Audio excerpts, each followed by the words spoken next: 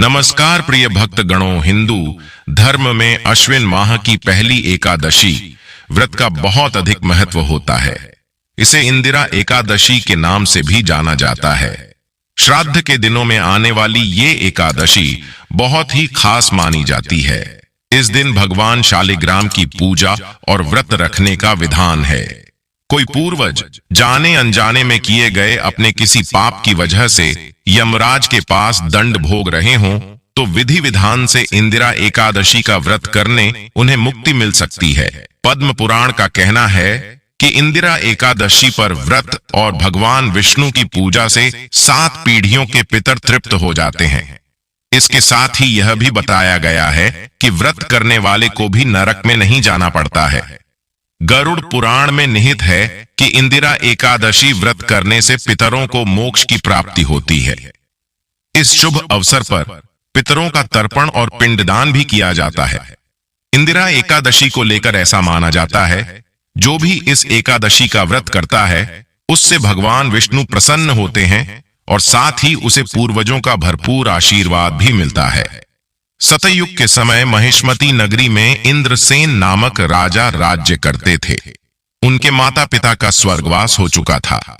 एक समय रात्रि में उन्हें स्वप्न में दिखाई दिया कि उनके माता पिता नरक में रहकर अपार कष्ट भोग रहे हैं। नींद खुलने पर अपने पितरों की दुर्दशा से राजा बहुत चिंतित हुए। उन्होंने सोचा कि किस प्रकार पितरों को यम यातना से मुक्त किया जाए। इस बात को लेकर उन्होंने विद्वान ब्राह्मणों और मंत्रियों को बुलाकर स्वप्न की बात कही। ब्राह्मणों ने कहा कि हे राजन, यदि आप सपत्नीक इंदिरा एकादशी का व्रत करें तो आपके पितरों की मुक्ति हो जाएगी। इस दिन आप भगवान शालिग्राम की पूजा, तुलसी आदि चढ़ाकर ब्राह्मणों को भोजन कराकर दक्षिणा दें और उनका आशीर्वाद लें। इससे आपके माता पिता स्वर्ग चले जाएंगे। राजा ने ब्राह्मणों की बात मानकर सपत्नीक विधिपूर्वक इंदिरा एकादशी का व्रत किया। रात्रि में जब वे सो रहे थे तभी भगवान ने उन्हें दर्शन देकर कहा, राजन, तुम्हारे व्रत के प्रभाव से तुम्हारे पितरों को मोक्ष की प्राप्ति हुई है। इसके बाद से ही इंदिरा एकादशी के व्रत की महत्ता बढ़ गई। तो आइए सबसे पहले जान लेते हैं इंदिरा एकादशी के व्रत नियम के बारे में। फिर उसके बाद जानेंगे इंदिरा एकादशी कब है, शुभ मुहूर्त के बारे में। लेकिन उससे पहले अभी तक आपने इस वीडियो को लाइक नहीं किया है तो वीडियो को लाइक करके चैनल को सब्सक्राइब अवश्य कर लें और हां, पास वाले बेल आइकन का बटन अवश्य ही दबा दें। बोलिए लक्ष्मी नारायण भगवान की जय। जो भी भक्तगण एकादशी का व्रत धारण करते हैं उन्हें एकादशी व्रत के लिए, जो कि 10वीं के दिन से ही व्रत के नियम का पालन करना चाहिए। 10वीं तिथि के दिन सूर्यास्त होने से पहले ही शुद्ध और सात्विक आहार ग्रहण करना चाहिए। इसलिए भविष्यान भोजन करने का विधान है, जो कि जौ, गेहूं, मूंग, शक्कर, काली मिर्च, गौघृत आदि का प्रयोग करके आप एक समय भोजन ग्रहण कर सकते हैं और शाम को अच्छी प्रकार से दांत साफ करके रात्रि ब्रह्मचर्य का पालन करते हुए भगवान विष्णु की और एकादशी व्रत का स्मरण करते हुए 10वीं की रात्रि सोना चाहिए। इस दिन इंदिरा एकादशी के दिन पितरों के निमित्त श्राद्ध तर्पण करते हो तो 10वीं तिथि के दिन ही उनका श्राद्ध तर्पण करके अगले दिन, जो कि निराहार व्रत धारण करना चाहिए। अगर पितरों के निमित्त इस व्रत को उन्हें अर्पण करना चाहते हैं उनके उद्धार के लिए, उनकी मुक्ति के लिए, तो 10वीं तिथि के दिन उनका श्राद्ध कर्म करके या एकादशी तिथि के दिन भी श्राद्ध कर्म करना हो तो इस दिन श्राद्ध कर्म करके गाय को खिला देनी चाहिए और इस दिन जहां तक हो सके निराहार व्रत को धारण करना चाहिए। यह संभव ना हो पाए तो आप एक समय फलाहार ग्रहण करके व्रत को धारण करें और इस दिन पूरे विधि विधान के साथ भगवान विष्णु का, माता लक्ष्मी का और भगवान विष्णु के शालिग्राम स्वरूप का इस दिन पूरी विधि विधान के साथ पूजन करना चाहिए। इस दिन गंध पुष्प, धूप, दीप आदि से पूजन करके भगवान को तुलसी पत्र अर्पित करें। बिना तुलसी के इनका पूजन मान्य नहीं होता है तो तुलसी दल भगवान को अवश्य ही चढ़ाएं। धूप दीप दिखा करके इस दिन जहां तक हो सके ऋतु फल आदि का भोग लगाएं। दूध से बनी हुई वस्तु का भोग लगाएं और इस दिन विशेष करके भगवान को तिल व गुड़ की सामग्री का भोग लगाना चाहिए और उसे प्रसाद के रूप में ग्रहण भी करना चाहिए। जब भी आप किसी भी प्रकार का वस्तु भगवान को अर्पित करते हैं, उन्हें भोग लगाते हैं, तो तुलसी दल डाल करके उन्हें भोग लगाना चाहिए। इस बात का ध्यान रखें। इस प्रकार से भगवान का पूजन करके निवेद्य अर्पित करके जल से आचमनी करवाएं। मुख शुद्धि के लिए पान पत्र, सुपारी, लौंग, इलायची के साथ में अर्पित करें। इसके बाद फिर एकादशी व्रत का कथा श्रवण करें, या इस दिन भगवान सत्यनारायण की कथा श्रवण करने का भी विधान है, तो भगवान सत्यनारायण की कथा श्रवण करें, भगवान की आरती करें। इस प्रकार से भगवान का दिन पूरे विधि विधान के साथ सुबह और शाम के वक्त पूजन करें। रात्रि का समय जहां तक हो सके जागरण करते हुए व्यतीत करना चाहिए, और अगले दिन यानी कि द्वादशी तिथि के दिन सुबह उठकर के स्नान करके शुद्ध वस्त्र धारण करके भगवान का पूजन और आरती कर लें।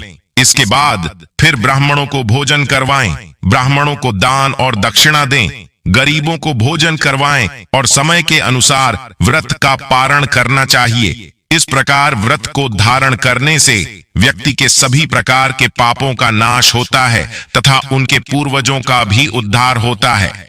नरक यातना से उन्हें मुक्ति मिलती है तथा व्यक्ति को भगवान की कृपा से सभी प्रकार के सुख समृद्धि की प्राप्ति होती है और अंत समय में स्वर्ग आदि की प्राप्ति होती है। एकादशी व्रत धारण करने वालों को व्रत के दौरान किसी के ऊपर क्रोध नहीं करना चाहिए। अपने मन में किसी के प्रति ईर्ष्या द्वेष का भाव नहीं लाना चाहिए। इस दौरान ब्रह्मचर्य का पालन करना चाहिए। जहां तक हो सके भूमि पर शयन करना चाहिए। व्रत के दौरान किसी का अपमान न करें। कोई याचक अगर आते हैं तो उन्हें अपनी श्रद्धा भक्ति भाव के साथ और सामर्थ्य के अनुसार उन्हें दान दक्षिणा देना चाहिए। दसवीं के दिन और एकादशी के दिन जो कि चावल ग्रहण नहीं करना चाहिए। आप द्वादशी के दिन जाकर के पारण करने के बाद फिर चावल ग्रहण कर सकते हैं। व्रत के दौरान जहां तक हो सके ओम नमो भगवते वासुदेवाय नमः या श्री कृष्ण गोविंद हरे मुरारी का अवश्य ही नाम जप करना चाहिए। भगवान के चरणों में अपना भक्ति भाव से मन लगाना चाहिए।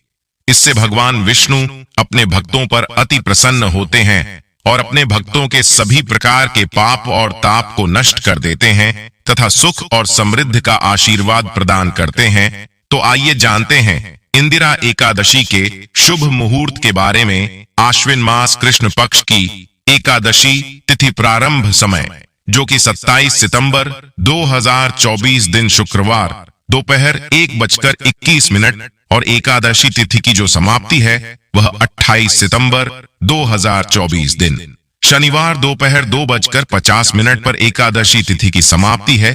तो शुद्ध रूप से सभी भक्तगण एकादशी का व्रत सूर्योदय व्यापिनी और द्वादशी युक्त व्रत के लिए जो समय प्राप्त हो रहा है, तो 28 सितंबर 2024 दिन शनिवार को सभी भक्तगण एकादशी का व्रत धारण करेंगे। 27 सितंबर को 10वीं दिन के नियमों का पालन करेंगे।